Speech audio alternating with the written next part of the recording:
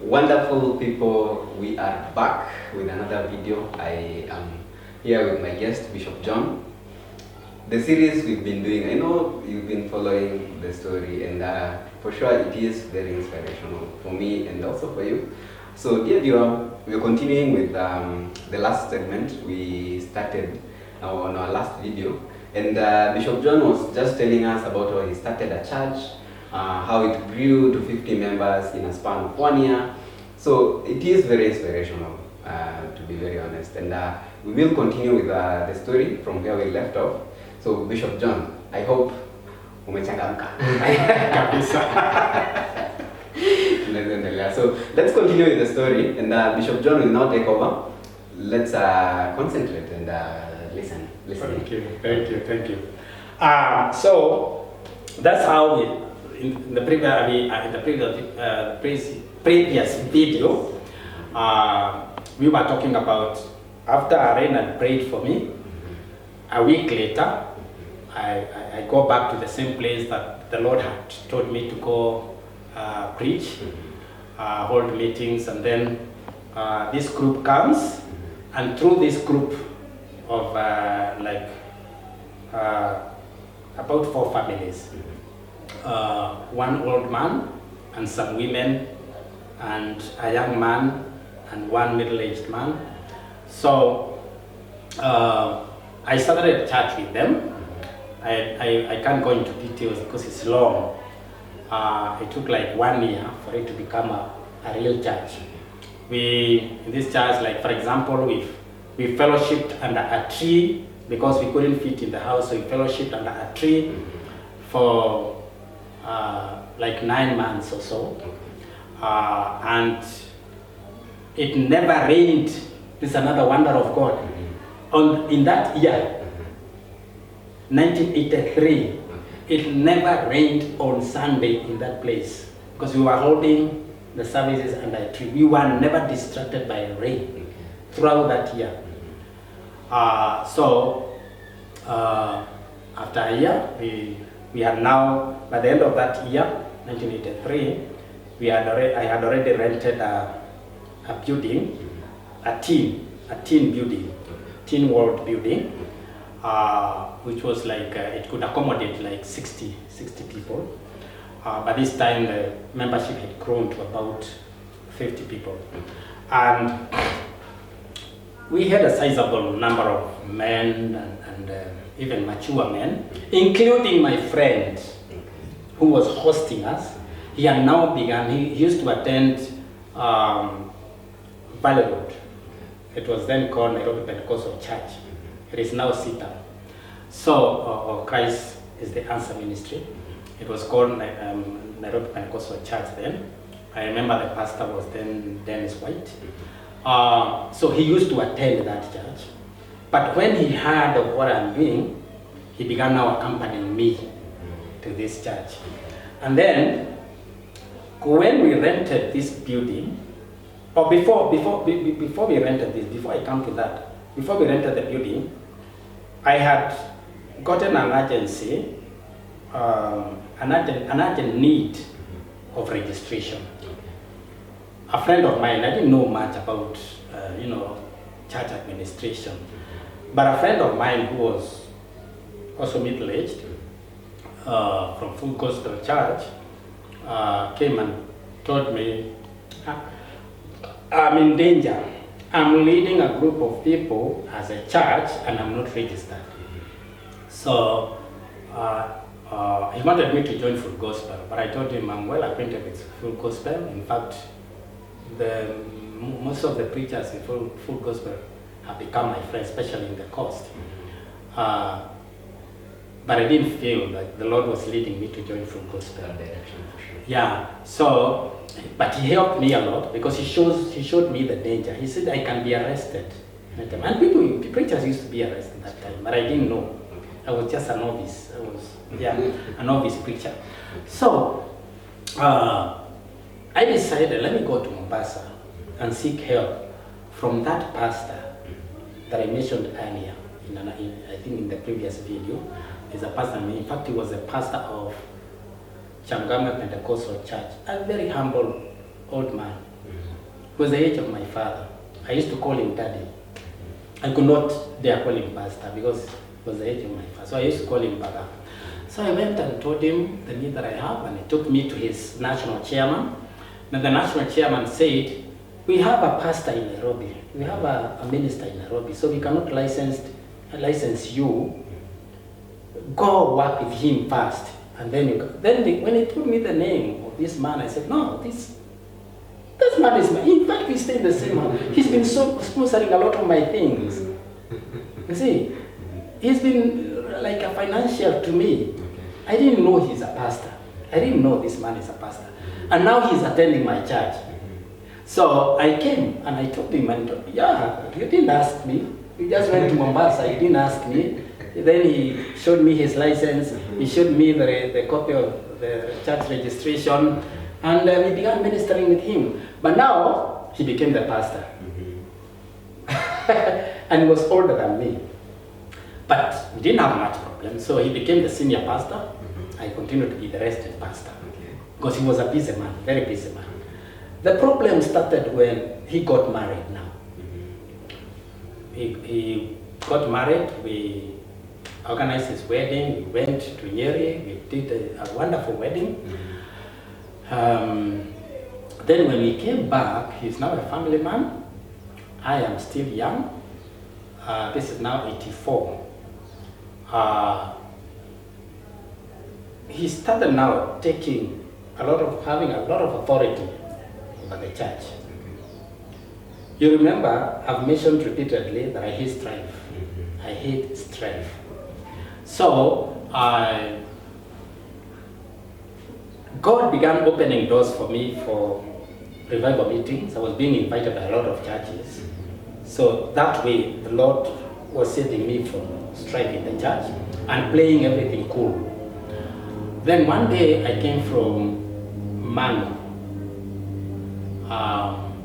just on the way to Theka. There's a place called Manu, but you have to leave the Theka road and then go, like we're going, I think, okay, I don't know how to explain, but there's a place called Manu in Theka, but it's away from Theka. So there was a pastor there who was a friend of mine. He had invited me for a revival meeting with a crusade. So, and I ministered for 5 days, then came on Saturday night, Saturday evening. When I came, Monday morning, I prepared to go to church. This time, after this man had married, we were no longer staying together. So now he was staying alone, by himself. And me and the other young men, his cousin, one was his cousin, and another one was the carpenter that was teaching us carpentry, that was leading this company that we started. So we were staying together. And some other young men, we were like 4 young men staying in one house. They never told me anything when I came. In the morning when we were going to church, no one mentioned anything to me. But then when we went, because the mode of the program of the church was normally either I preach or I lead the service.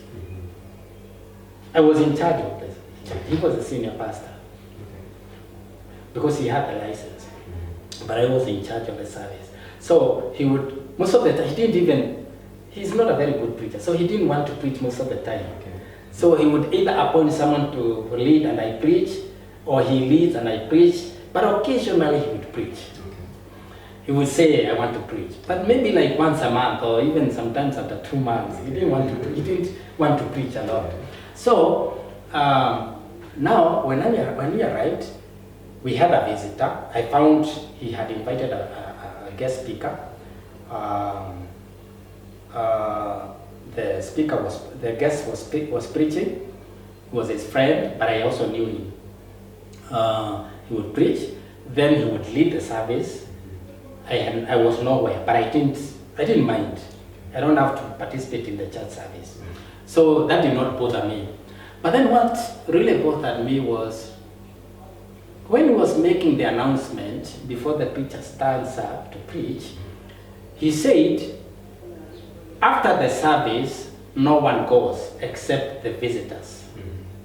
Okay? If you're not a visitor, do not go. There is a meeting Okay. of all the members. Okay. Then his cousin called me outside and he said, the Holy Spirit doesn't allow me to keep quiet anymore, but we had a meeting yesterday and you are the agenda of the meeting today. Okay. I said, what agenda? For what? No, we are discussing about you today. Okay. And then he went back to the church. And I was left outside. What? Then I said, let me leave it to the Lord. That morning, the Lord had spoken to me with a verse in the book of Matthew. It says that it is inevitable that trials will come, but woe to the man through whom the trials come. So, I remembered that scripture after the cousin had told me, not the cousin of the pastor. So, I went back. Surprisingly, the preacher said he wants me to interpret for him. He would preach in Swahili, I would interpret for him in Kikuyu. Despite the way that, at least this time I had learned, now, I was very fluent. I had become fluent in Kikuyu. So I interpreted for the preacher, and then the preacher also asked me to pray for the needy. So I prayed for the needy, and we finished the service. Then he remained. Now the pastor now this friend of mine, he opened now the meeting and said he had a list of sins that I had committed. So you? Yes, me. Yeah, he had written a list of the sins that I had committed, and he began to read them out. And everyone was wondering. The sins that I had committed was, whenever someone gets sick, instead of calling the pastor, they call me. And instead of me referring them to the pastor, I pray for them. Whenever anyone needs counseling, they come to me. And I'm a young man. He is now married. And the third sin, which seemed to be the greatest, was my prayer life. How deep are your problems more than ours that you have to spend a whole night praying? You fast for 21 days. He's praying and fasting and saying. And everyone was wondering. Then the fourth one was now something that he called satanic love. Satanic love. Yeah. You pretend that you love people so much, and you people do not know that is satanic love. It's not godly love. But he didn't explain what satanic love is. I don't know if I never knew that Satan has love, because I don't believe Satan doesn't know how to love. But that's the first time that I heard of Satan having love. And then he asked the visitor to help us in this situation. And the visitor said, they had planned it. The visitor said, I don't even know why the visitor had told me to interpret for him, because he was part of this game. They had already done a meeting. Yes. So he said, he gave him to help us now. The visitor said, before I say anything, can Brother John, answer to the accusation? And I just stood up and I said, but brethren, among that list, that my friend, I don't want to mention, I'm calling my friend because I don't want to mention names. Among those things that my friend, which is sinful, I was expecting maybe, although it will not be true, maybe I've committed fornication, or I've been seen stealing, or I've been seen, but now, praying for the sick, counseling people, spending a night with God and praying, especially these two are very personal, okay? Loving people, I walk with the Spirit of God. The fruit of the Spirit is love. Brethren, what is my sin here? And I was crying, I couldn't hold my tears. And then everybody began crying. Then a thought came to me, strife. And I told myself, if I continue talking, I'm going to destroy this church. And this is a church that I started almost 2 years before. I'm going to destroy it. And I took a drum, just to conform myself. I took a drum, I walked outside.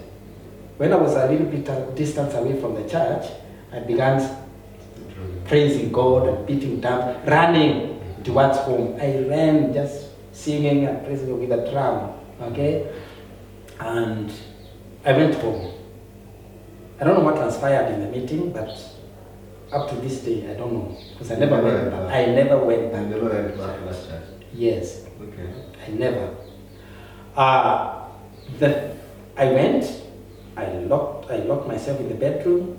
I was just crying to God, and just crying and praying.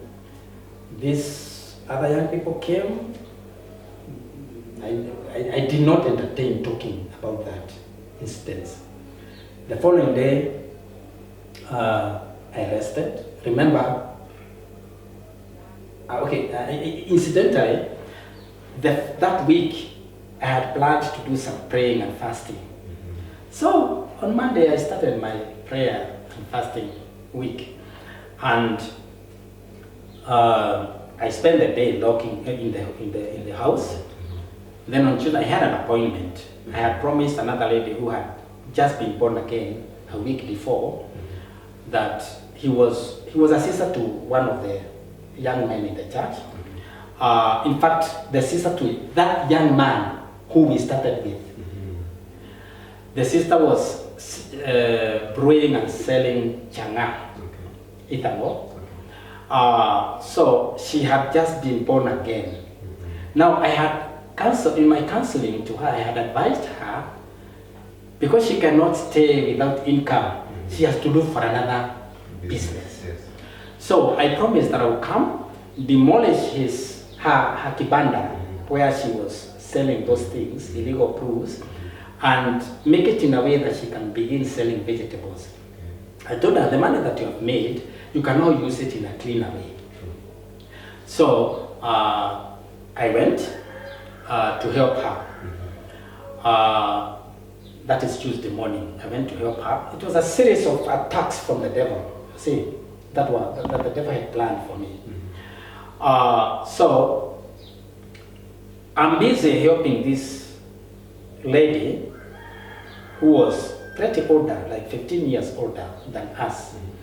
I'm helping her build a stand, or a kibanda, to sell vegetables. Then her brother now, that friend of mine, that young man, we started the church together, come and tell me, the pastor is calling you. I said, for what? I was really scared. I said, no, there are some visitors, and these two, there's a man who is a bit young and an old man, and they look like you. I said, what's happening? So I told him, how about what we were doing now? He said, no, don't worry. You can go, because I've excused myself from work. You can go, and then I'll continue from there. I'll continue helping my sister. So I went back. I went to the pastor's house. I found him and the visitor, his visitor now, that visiting pastor, and my father, and my elder brother, my late brother. And my father wasn't born again, my brother wasn't born again, now they are here. They were having lunch. They were really entertained. Then I greeted them joyfully, but I looked at their faces and I knew these people know something that I They had already been given some negative information. Yes. And then my father is the one who spoke first and said, we have been informed. In fact, I'm surprised the way you look is not what I was expecting, because we have been informed that you are mad. I said, by who? He said, by your pastor here. I said, he is your pastor, and he's telling us that you are mad. You are behaving like a madman. And I didn't understand it. I told him, okay, whatever. If preaching and serving God is madness, then I am. Okay. And they brought a lot of accusation now to my father about me in my presence. False accusations. Not these nasty things. The same accusations, but a bit deeper, just to prove that I am mad. Going into detail. Yeah. You know, in this case, trying to add some. Sometimes I can't even eat. Okay. I can't even sleep, just praying, and you know, they didn't talk. The only difference is they didn't talk about me praying for people or helping people or even that satanic love. He didn't mention it. But he talked a lot of very deep spirituality to prove to my father and my brother. And he was aware they are not born again. That's why he was speaking these things. So my father said, I have heard you. My father was a very wise man. He said, I've heard you, Pastor. I have another business where I was looking for my son. So I want to take my son. We go to the other business because I've seen him. He doesn't look so bad to me. So I've seen him. So excuse us, let's go. So, and he said, if you have some clothes you can carry because you won't come back soon. And I didn't tell him that even I wanted to leave the area because it was the things that I had experienced in the last 2 days were just too painful and they were sudden. True, very true. So just sudden. So I took a bag, I filled with some clothes, and I decided I will never come back to this place. I left my beddings, I left everything I had, I left to those young men. So we went with my father to my cousin's place. I had a cousin, my maternal cousin. His mother and my mother were sisters, my late mother and his mother were sisters. So we went, he was a big man in a Coca-Cola company and he was staying at Buruburu. So we went there and when we arrived, my father now brought this issue about me now before my cousin. So they began now attacking me, and it is funny because these are your family members, very close family members. They are not born again, and they are attacking you things regarding the church. What do? Are you going to portray the evils of Christianity? And you are a Christian. Yeah. So I was put in a very bad corner. Yes. And they said, the pastor said that you always talk of what God told you, God speaking to you. How do you hear God's voices? How? And I said, Father, when you speak, I hear. God gave you a voice. That means God has a voice. God gave you a mouth. That means God has a mouth to speak. So God speaks to me. He speaks to me. And He can speak to you. He speaks to everyone. It's just that people do not listen. That's why they don't hear Him. God longs to speak to His people. So I was trying to explain this, and then my father, the more I spoke, the more mad my father was becoming, the more angry. The more you talk, the more angry they were becoming. Eventually, my father pulled out a notebook from his inner pocket. He had a blazer, the inner pocket. He pulled out a notebook with a pen, and he gave me. And he said, "I want you to sign this notebook. I want you to write these words and sign. If you continue preaching, if you continue saying what you are saying, God talks to you and then you are preaching, and we don't want anything to do with preaching. You are not a pastor. You are not whatever you call man of God.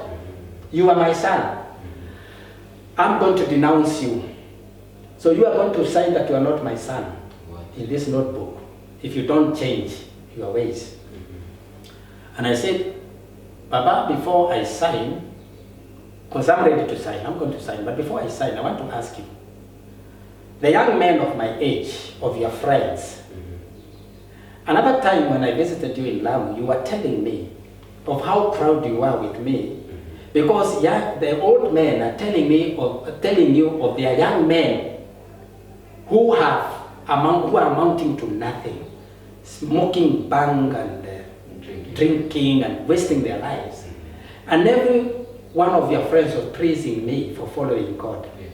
And now you are here telling me that I stop following God and follow you. He said, if obeying God is what you call rebellion, then I'm a rebel. If obeying God will stop me from being your son, I'm ready to sign. When I said that, he grabbed that notebook and the pen for me, put it back in his pocket, and then he changed the story. He said, end of that story. I did not come to Nairobi just because of you. I just knew about you when I was in Nairobi. I came to Nairobi because your sister is lost. We don't know where she is. Your elder sister? My elder sister. My father, the firstborn of my father, my elder sister. So my story ended. I didn't sign the book, but it ended there. We never discussed about my story any longer with my father until some years later. So he said, tomorrow we will go to Nakuru. We will go to Matadhya, Kemende now, where we partly grew up, where was our home before we went to Lamu. Then we sit down as a family, see how to look for my sister. Okay. So those were the first persecutions, now real persecutions for my father and my family. Okay. My father and my elder brother. And maybe in the next video, I will explain how God gave me victory over those persecutions, because my father ended up being born again. My brother died. I'm not sure whether he was born again or not, but he ended up dying. But my father got born again. That's great. I'm shocked. Let me just say that. That whole story, this segment, I think it was an eye-opener.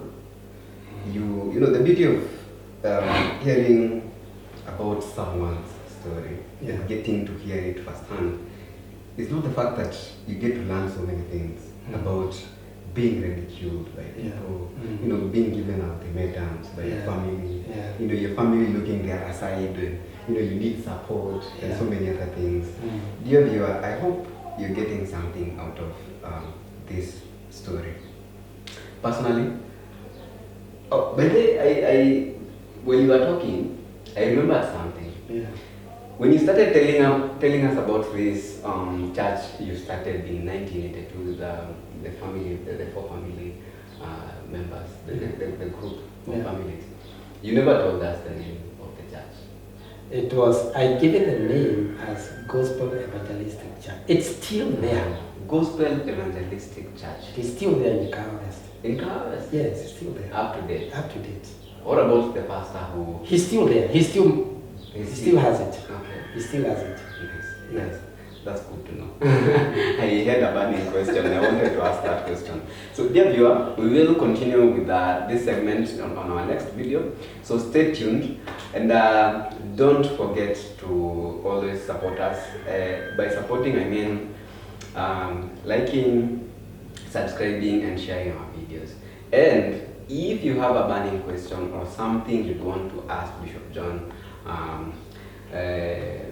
on your own or independently, or maybe you just want something personal to tell him, you want to tell him something personal, you can always call his number 0707-087998. Let me repeat, 0707-79, oh no, sorry, 0707-087998. So you can always reach him via that number. That's his personal number. And thank you for watching. See you on the next one.